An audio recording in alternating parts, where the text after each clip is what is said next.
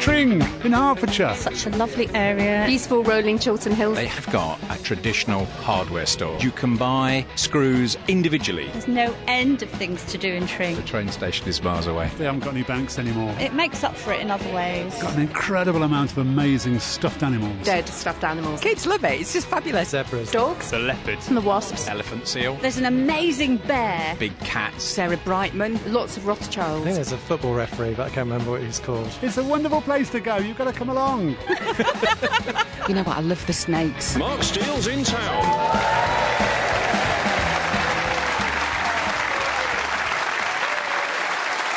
Thank you so much. Thank you so much. Welcome to Mark Steele's in Town, which this week comes from the Hertfordshire town of Tring. A vision of the future, as long as you're viewing it from 1750. Because you could film 10 minutes of Tring High Street and tell people it's a children's TV show from 1964. Hello, it's morning in Trington. Here's Mr. Boot, the cobbler from Tring Shoe Repairs, and Mrs. Conquat, the organic grocer. And this is Mr. Truncheon, the policeman. Is the police station open today? Of course not. You've walked here from Berkhamsted, haven't you? It's very modern in Berkhamsted, isn't it? They've got a Waitrose. Ah, here's Mr. Rothschild, who owns you all. And here's Mrs. Abroad, Trington's only foreigner. I was on Tring Radio and asked what were the highlights of the town to look at, and somebody called in to say, you must go to Almar Printers, it's amazing. And I asked what was amazing about it, and they said they've got a photocopier now. The police station is a charming building that holds the record for being the most useless police station in the world. It's not like one of those awful chain police stations that's linked to the police or might have a policeman in it. It's a cosy, independent one, covered in cobwebs. No one has been in there for at least 20 years, and at least if they were corrupt, they would bother to turn up. But you're a lovely town with lots of commuters. It's only 35 minutes by train from Euston to Tring. And the marvellous thing is once you get to Tring, you're only 10 miles further away from Tring than you were when you were at Euston. Tring Station is sort of the station for Tring in the same way that Great Missenden Station is the station for Rome. It's £7 in a taxi from Tring Station to Tring. How many people a year are fooled by this? How many people say, we're here, and then 2 hours later are lost walking up Station Road going, have we passed it yet? Good morning, Trington. It's Mr. Spreadsheet, the IT engineer. He works in an office in London, so he's off to get the train. That's why he's got a backpack with a flask and a map. Some essentials and a flare, in case he gets lost. Someone called Anthony sent me a message on Twitter that went, not only is Tring Station miles from actual Tring, it has a minicab firm, John's Cabs, that appears to only have one cab. I'd nick the S off the sign if I could be bothered. But you love your little sweet independent shops here, Tring. There's not many chain shops. There's not even a bank. Though you could just call the branch of Lloyd's in High Wycombe the Tring Bank. So there's this lovely sweet high street. I've been told that Tring has more small businesses for the population than any other town in Britain. And I can believe that, because I was in the bookshop behind a woman I'd never met before who said, hello. So I said, oh, hello, how are you? And she said, I'm a painter. I said, oh, that's nice. She said, would you like to buy my landscape of bluebells on the road to Marsworth? Here's my card. Then I realised everybody here is like that. You just walk round the park and somebody says, excuse me, I make personalised cheese graters. Here's my card. While you're on holiday, I'll come round and take your plants for a walk. Here's my card. But there's one sort of business that's especially successful here, which is hardware shops. You've got two of them. Grace's hardware shop and Metcalfe's hardware shop. There's only a few hundred people live in the whole town. You must have 9 spirit levels each. Baths full of raw plugs. I imagine the town is split between Grace supporters and Metcalfe supporters. And families tell their kids, we're Grace in this house, always have been, always will. There's probably a version of Romeo and Juliet set round here. Such tormentors hath ne'er become me, for Alice, beloved daughter of my loins, hath declared that she doth give her heart to a Metcalfe whose wretched cordless drills and spanners doth blight my every day. Oh, comfort me not, rages in my soul. I like the bit that goes, what light through yonder window breaks? Ah, 'tis a 4-watt halogen LED, 3 for the price of 2. Who supports who then here? Grace or Metcalfe? Who's Grace? Metcalfe? Oh, no. The day after this goes out, sell your shares in Grace. Whichever side you're on, Tring, as we know, is part of the Chilterns, the hills known as the Chilterns, and Tring itself is divided into lots of different areas. There's the central part that you call the Tring Triangle, which I think is called that because planes and ships disappear when they go through. And that is one of the theories about why the station is so far away. There was a train that stopped here once, it vanished in some mist. You're just right here in Tring with your small business spirit. You don't want to be all posh like Berkhamsted. And you don't want to be like Hemel Hempstead with its branch of William Hills and its odd smattering of Labour voters. And its huge roundabout that's designed to get you confused so you break down so they can nick your shopping out the boot. But here, everything is pretty and it's not like awful London, though I did see this headline in the local paper. Tring cash point machine robbed after explosion. Morning, Trington. It's Mr. Semtex, the burglar. What's that? Stand back while you blow up the cash point. Well, we can't blame you. It is a long way to the nearest bank. There have been at least 3 other cash point machines ripped out the wall as well. And I would imagine at some point someone set up a business and they'll come up to you in the bookshop. I make bespoke crowbars for robbery. Here's my card. Because you're Tring. You have no time for grubby urban activities and certainly not for crime. There's the lovely local history museum in the park, and one of the first exhibits tells us about Daniel Nix, who was arrested for doing 170 miles an hour on a motorbike in Tring in 2000. 175 miles. What's the point of doing that through? If you drive at 25 miles an hour through Tring, you're through it in 30 seconds. The big city, of course, is Aylesbury. That's where you go if you want something that isn't handmade. But if you go in the other direction, now this is what someone told me. They said the LU postcode is very much looked down upon. You're not to play with him, darling. He's from Ivinghoe. I've looked it up and it's LU. It doesn't even mean Luton LU, it just means the Royal Mail categorise it as in the Luton region for administrative purposes. But poor Luton is so hated. You go, the fact that their envelopes brush against post from Luton is enough for me. We're not having people from there in the house. If having a gentle picnic by the canal, maybe the Grand Junction, do you go, don't make any sudden moves. The people over there are from Pittston. It's over the border into LU territory. Don't make any eye contact with them. Shh, shh, shh. Back up slowly, calmly. Stick together as we move away. Because life is genteel, mostly genteel here. Your activities are more likely to be this sort of thing.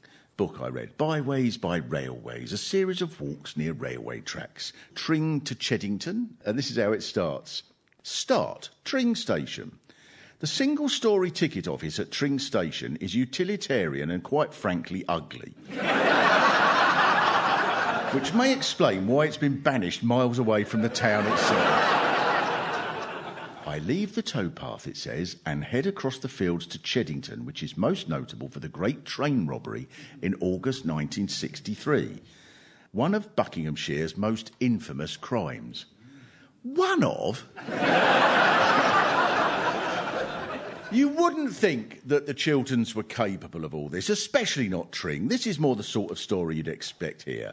It's like meeting Postman Pat in the flesh, as Tring postman Paul Hinton dresses as Postman Pat.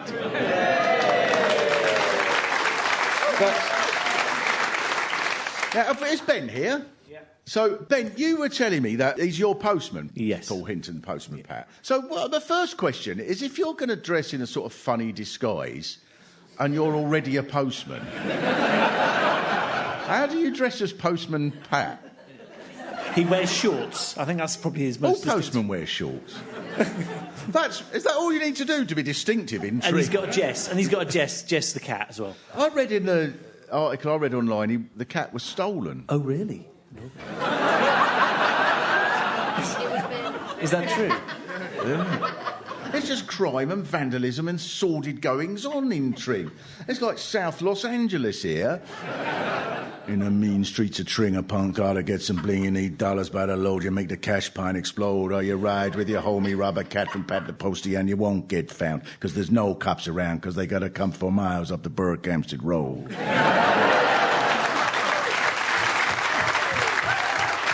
Some of the crimes might not be that surprising. If the great train robbers had spent the day in Tring, they probably thought robbing a train was the easiest way to get cash, as there was no banks and the cash points had been nicked. But the main story of Tring is how you're owned by the Rothschilds. This is the world's richest and most famous banking family. And in 1872, the family bought Tring Park Mansion. So now almost everything in the town is named after a family of bankers, but somehow you've got no bank. In 1872, Lionel Rothschild bought Tring Park as a wedding present for his son Natty, because this is how the aristocracy works. I think we should own Tring and give it to our offspring. Of course, if we loved him more, we'd buy him Berkhamsted.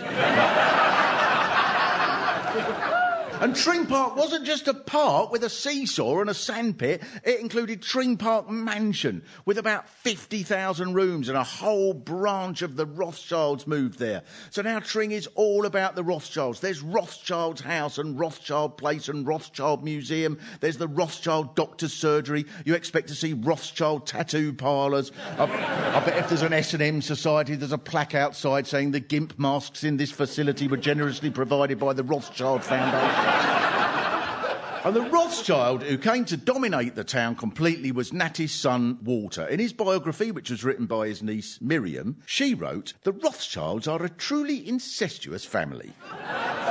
This is assumed to be in order to keep the family fortune intact. But with the Rothschilds, usually the explanation is they do fall in love with each other. Walter's niece remarked, "It was a wise man who knew which Rothschild was his own father." So Natty and the Baroness of Tring had a child, and the child was Walter, and his doting parents must have thought, little baby Walter, I wonder what will become of him and what he'll turn out to be. Maybe he'll be a hard-working genius and end up running a bank. Or he'll be a worthless idiot, in which case he'll end up running a bank. And that's exactly what did happen. He was sent to work running a bank by his father, and according to his niece Miriam, he was there for 18 years, and there is not one piece of evidence to say he worked there for one single day. But the contribution he did make to Tring was he bought dozens of kangaroos and ostriches and he released them around Tring. And his biggest obsession was cassowaries, birds that are 6 feet tall with a blue head and claws that can cut through metal and run at 30 miles an hour, which sounds more like the sort of thing they'd have in Luton. and they would run round the park. One of them attacked a horse. Imagine if a working class person walked a cassowary around the park. Oi, Tyson, get here! Get here! Sorry, mate, bloody cassowary. Don't worry, he won't hurt you. He's all feathers. Get here! He'd be put in jail and there'd be a Netflix documentary about him called The Cassowary King. Walter was that person. He started collecting animals on his days off, which were all the days, running up huge bills that he passed on to his family. Eventually, when Walter Rothschild was 40, his father said that he didn't have to pretend to work for the bank anymore. They cut him out of the will, but they did leave him enough to set up the Natural History Museum so that he could get all his animals stuffed and keep them in one place. And that is how you ended up with your bonkers museum. That is the main reason that anyone has heard of Tring. Now, the main point here, though, Tring, is this is the family that has owned your town for 150 years, and they're deranged. You're so used to having a mad museum full of crazy stuffed animals, you think it's more amazing that the printer has a new photocopier. So you don't think it's in the slightest bit odd that 2 minutes from Costa Coffee there are 3 million dead stuffed animals, including a dodo, an orangutan and the top half of a giraffe? Apparently, before long, the kangaroos, the live kangaroos, they became really unpopular with the residents, which is so English. You'd think it'd be so exciting having kangaroos, but everyone's going, oh, they come over here, they're bouncing all over the place. I've heard it was them that blew up the cash point. Yeah. They take all the money and put it in their pouch. That's what I heard. So the museum started in 1892, and it is like some sort of avant-garde, mind-altering place you expect to see in Berlin or New York, but it's in Tring. And Rothschild dedicated his life to collecting animals that he could stuff. And his biography says he received visitors at Tring, stark naked, swinging in his hammock at 22 stone. And... Now, when I came across this, I thought maybe I should revise my idea that Tring is really a kiddies' TV show. Hello, Mr. Rothschild. And what strange creature is that in your hammock? Oh dear, Mr. Rothschild. I think you'd better put that away and put something on before you're dealt with as restraining order.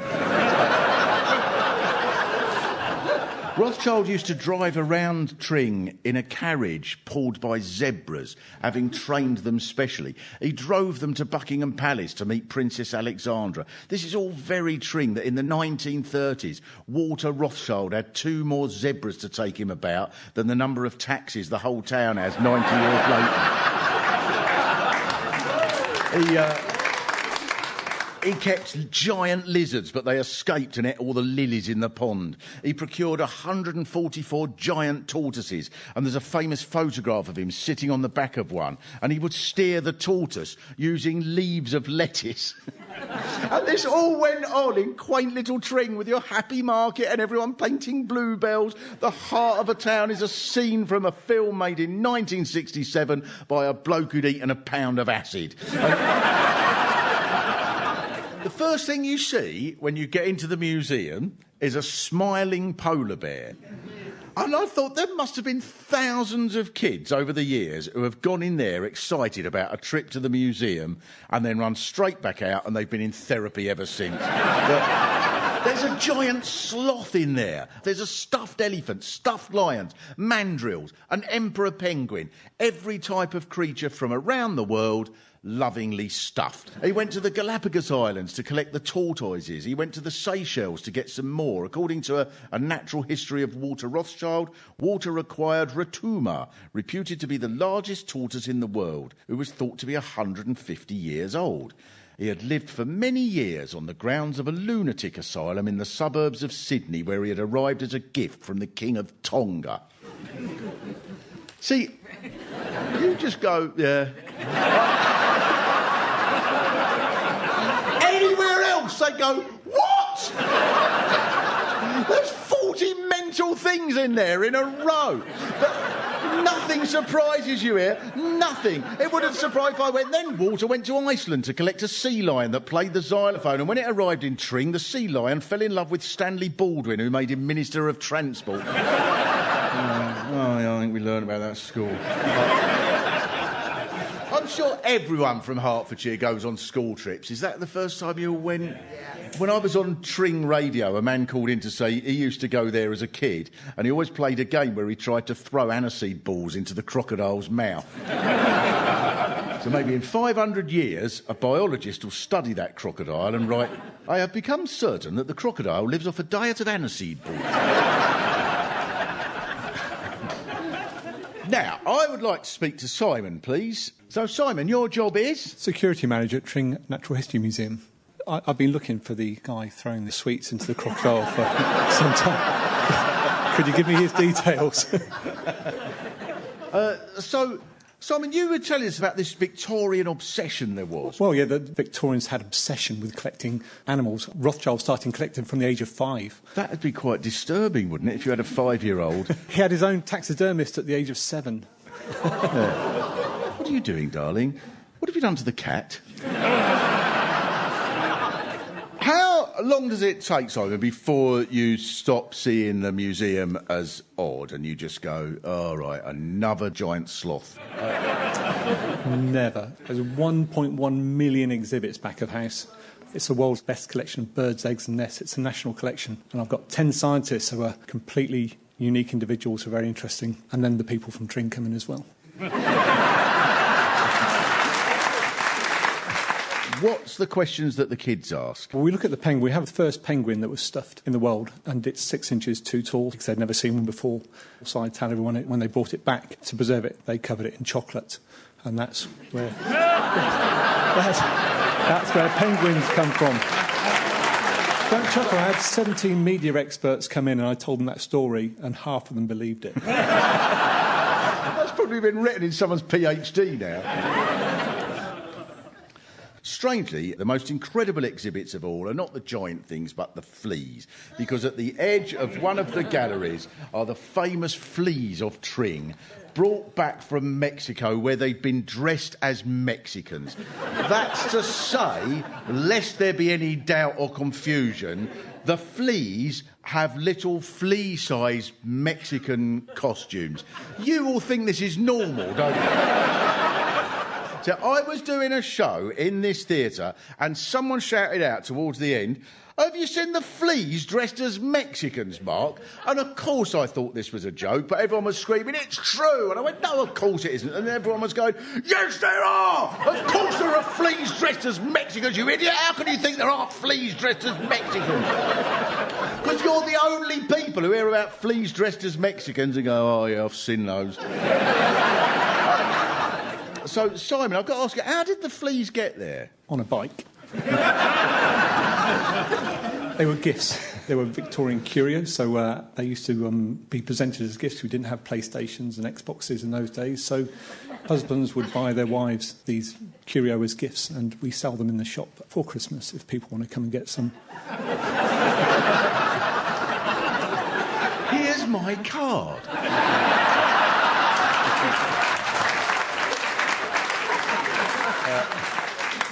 There was another creature introduced to Tring Park in 1902 and it became their home, which was the edible dormouse. The official name is the gliss, and they only lived... Really, all the nice little Hertfordshire, oh, we're oh so liberal, oh, that all just dissolves in a second when you mention the gliss.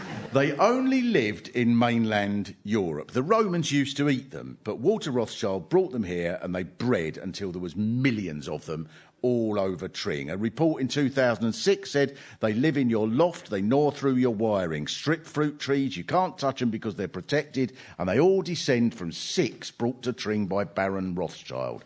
Have you all got some here? Yeah. You're lucky his cassowaries didn't breed like that, really. Imagine looking at Zoopla to see how much your property value was doing if there were 6-foot cassowaries on your conservatory roof. All round Tring, people going, we couldn't sleep again last night. We got cassowaries in the loft. I attacked a horse up there this morning. It's no wonder you need 2 hardware shops. You all have to replace 100 foot of cable every day.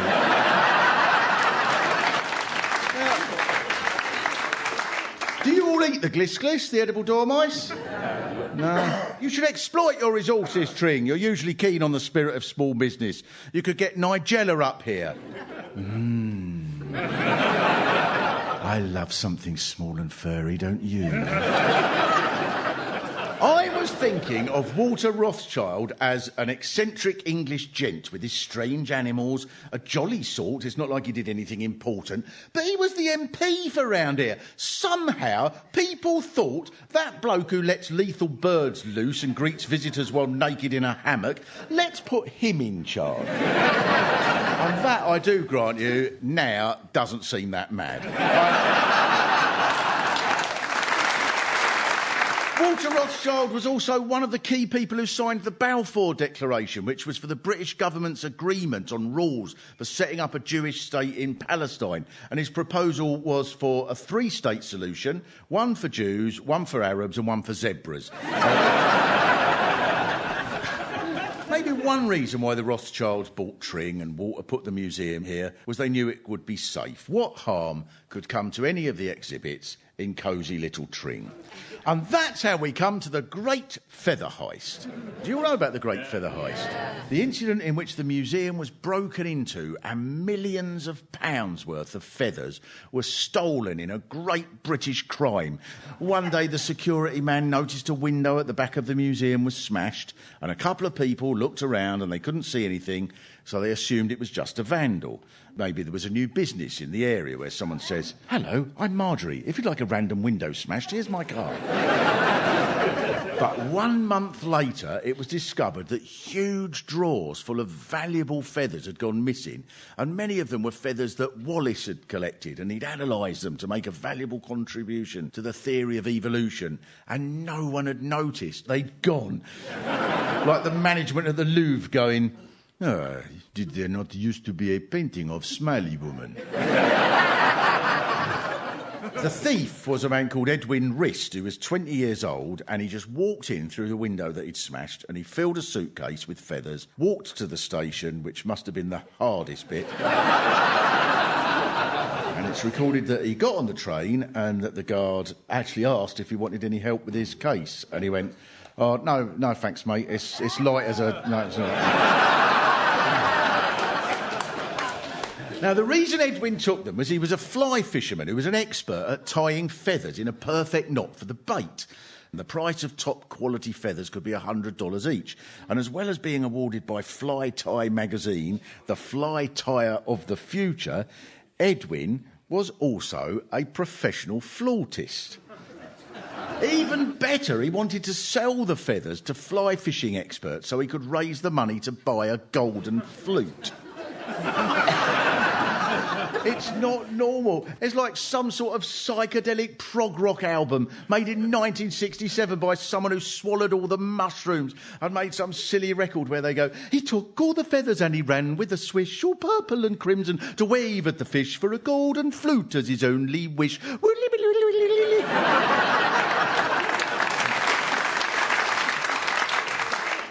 I've got to ask Simon here, you weren't head of security at the time, were you? No, there was a police station that was... Oh, no, it wasn't. The fleas are safe. The fleas are very safe. Thank you very much, Simon, who's been tremendously helpful. In a way, Edwin was following the small enterprise Tring spirit, because there's an organisation called Tring Together, and on their website is a list of 900 businesses. What can they all do? That's 30 for every person who lives here. This is just some of them. Tring Karate Club, Tring Tai Chi, Tring Brewery, which is glorious, Tring Squadron Air Training Corps, which is very important in case you have an air battle with the LU postcode above Whipsnade. Tring TP hire. It goes on and on. I expect they all get business by standing in the bookshop giving cards to whoever comes in. To be sensible, there is a reasonable explanation for why there are so many of these small businesses, which is that Tring is obviously the money laundering capital of the whole of Europe. With us is Vivian, and you're part of Tring Together, is that right? Yes, I am, yes. And why are there so many businesses here, do you think? Because there's more than any other place. Tring people are fantastic. They want to be involved. They want things to happen in their community. You ask them to do something, they just say yes. So I think if you're here, you know that there's people that you can give your card to and say, do you want a window broken or do you want some money laundered?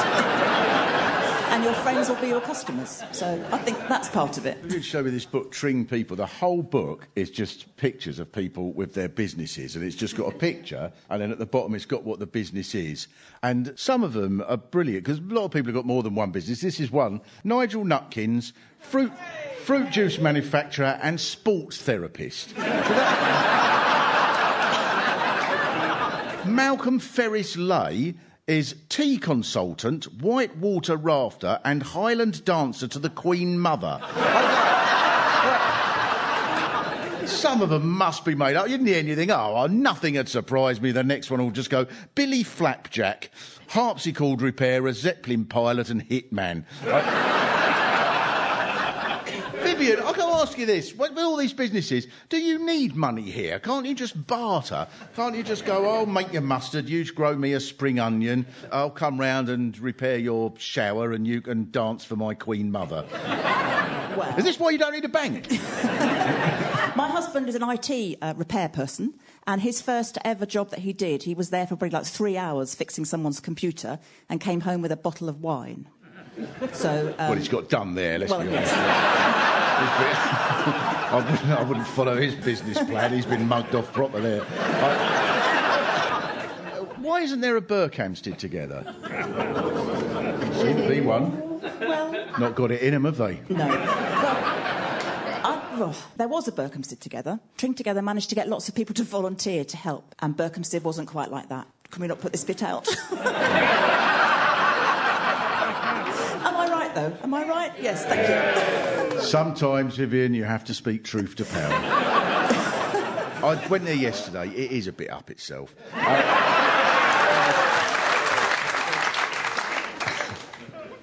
One other group of people, lovely people I've got to speak to, Tring Radio. Tring Radio here? Hello, Tring Radio. I mean, I'm so impressed that there's Tring Radio. And are you on every day? Tring Radio's on every day. Me and Tom, it's my son, we're on once a week. Because when I was on, people were ringing in, or you said they were.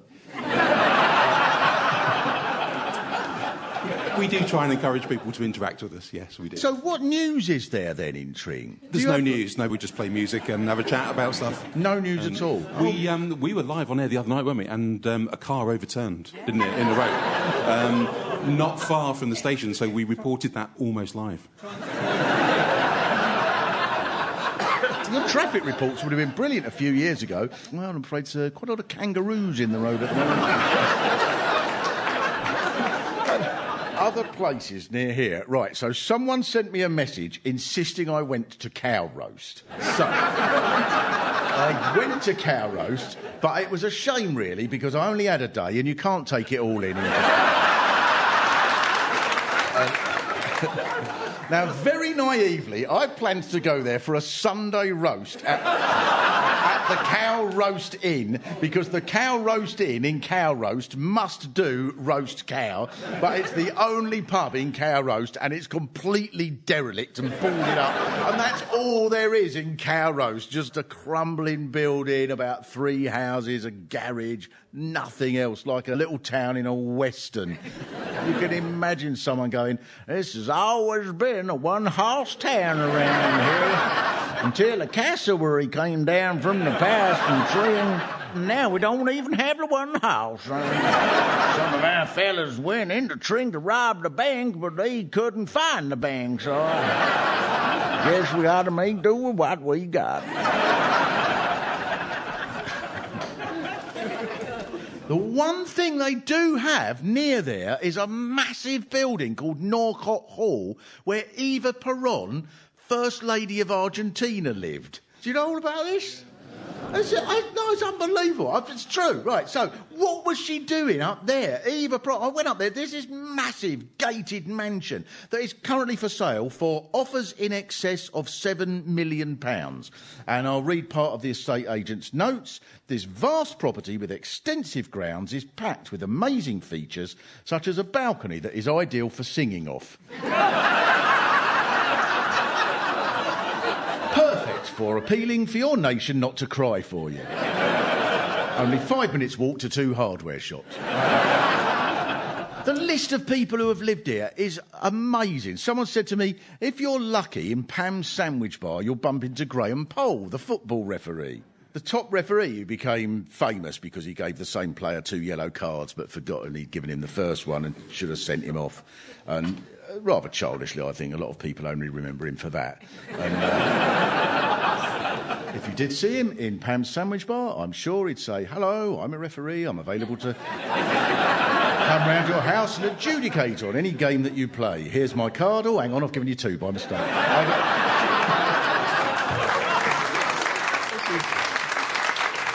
There's such a strange bunch of people who live round here. Ian Jury lived round here. Now Ronnie Wood lives round here. Vinnie Jones, John Bly from Antiques Roadshow lives here. What a magnificent bunch that would be to go out with on a night. Right, well, what have you brought along for us today? I've got some gear. How much is that worth? Well, I don't know, but I can tell you that the mirror that you've lined it up on is worth £350. You're having a laugh. I can get a monkey for that.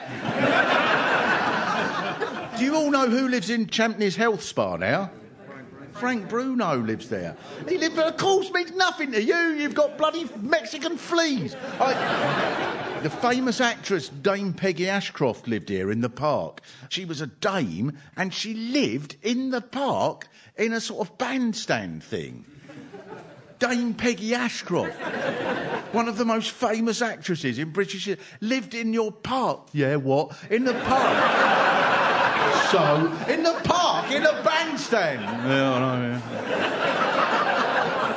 You wouldn't think it was odd if you had an infestation of edible dames in your loft. You just go, oh, no, Dame Judi Dench's gnawed through the wiring again.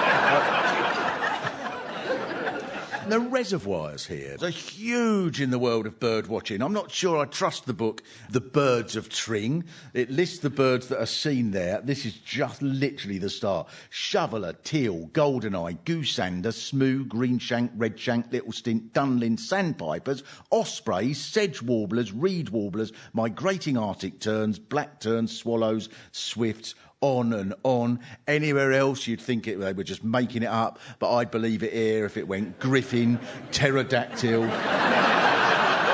in late summer, owl from Harry Potter. Why would a bird want to come here? You'd get killed, stuffed, shoved in a drawer, stolen. And no one had noticed for a month.